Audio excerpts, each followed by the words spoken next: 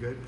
Okay, so we're going to talk a little bit, just for a second before Coach Steve starts, about something that I was thinking about, kind of gray areas in people's game that you might not even think about.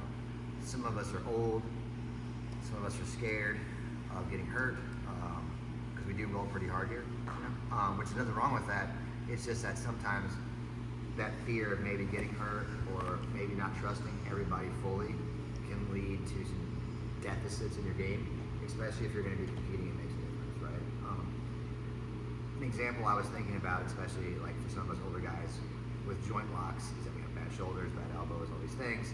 So when somebody really aggressively rips a submission, you're tapping before you even land, and that robs both you guys or girls of something important, right? So that end battle of that submission is an important one that often doesn't get had because people tap early. We should be able to trust everybody here enough that we know we're not going to get our wrist broken, our elbow popped, or our shoulder dislocated. This applies more to joint locks than blood chokes and stuff like that. But there should be some struggle at the end of submission on both ends. The person throwing the submission should be able to control that position, and the person who's getting the submission done on them should have the opportunity to escape. I'm not saying to let them have it. You're trying to control the position, but maybe give the opportunity to do so. Like if you have the ability to control, for example, this armbar position. Okay, go ahead and mic your arms up. If you can control this position, right, there's no need to aggressively break it backwards. You can even hold it for 3 seconds, they can't escape, call it a tap, right? But you need to give, both of you guys, both the people need to have the opportunity to work that out. Because in some competitions like Eddie Bravo Invitational, at the end, overtime, it's back control or an armbar, and that's where you start, right? And you have to submit or escape, right? Or whoever lasts longest, right? So if you've never really had to work under that pressure of escaping an armbar because everybody always taps early, or you don't know how to control that position and somebody you have them in this position and you're used to everybody just tapping, you might not even know the breaking mechanics properly because you never get to do it. So I would say, I'm using this as an example. It could be heel hooks, it could be ankle locks, it could be Kimuras or whatever, Americanas, but trust each other enough to work from these positions, right? So, for example, we're here and Mike's got his hands gripped, and we go ahead and get our situation where we're breaking our grip, we're coming back. So, like this, he's fully extended, right? Yeah, if I broke him across my hip here, yeah, it would probably pop his elbow. But I know I have it right now. But what I don't, and he knows that I have it because there's pressure on his elbow. The problem is that he may tap now because he thinks that I'm gonna, for whatever reason in his head, he's scared. Being scared is not gonna let us get better for actually competing or even on the street. If all you ever get is right here, and you throw an armbar somebody in an bar fight in a parking lot, and you're trying to break it over your dick or your pelvic bone, you're the wrong way, you might not even get it, right? So you need to be able to feel where that breaking pressure is.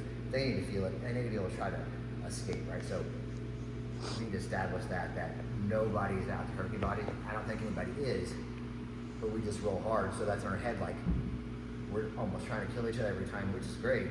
But when it comes to stuff like this, try to control those positions instead of just trying to rip it, because you're not doing anybody any favors. If I swing around somebody and I fall from 2 feet in the air and I'm ripping his arm out, yeah, he's going to tap, right? Because he's going to break my shit off, right? So we don't want that. So, for example, so we're here, and I got it across my hip, and I had this pressure. The best 2 escapes Mike could do from here are either coming up into me or a hitchhiker escape, right? So I know that, he knows that.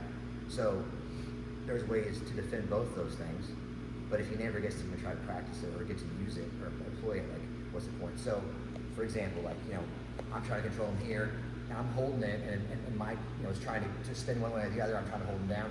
He does a hitchhiker escape, all right? So, and he comes up, and I'm screwed, right? So, not only does it make the opportunity to say, well, I can't control that position. What do I do when I'm here? Because if we're never here and it happens, what's your move?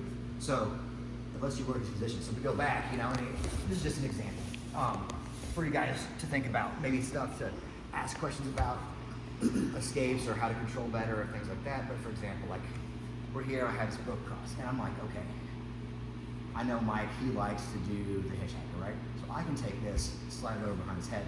Now, go ahead and try to spin around Mike. He can't do that hitchhiker, right? Now he's stuck. So what's his move?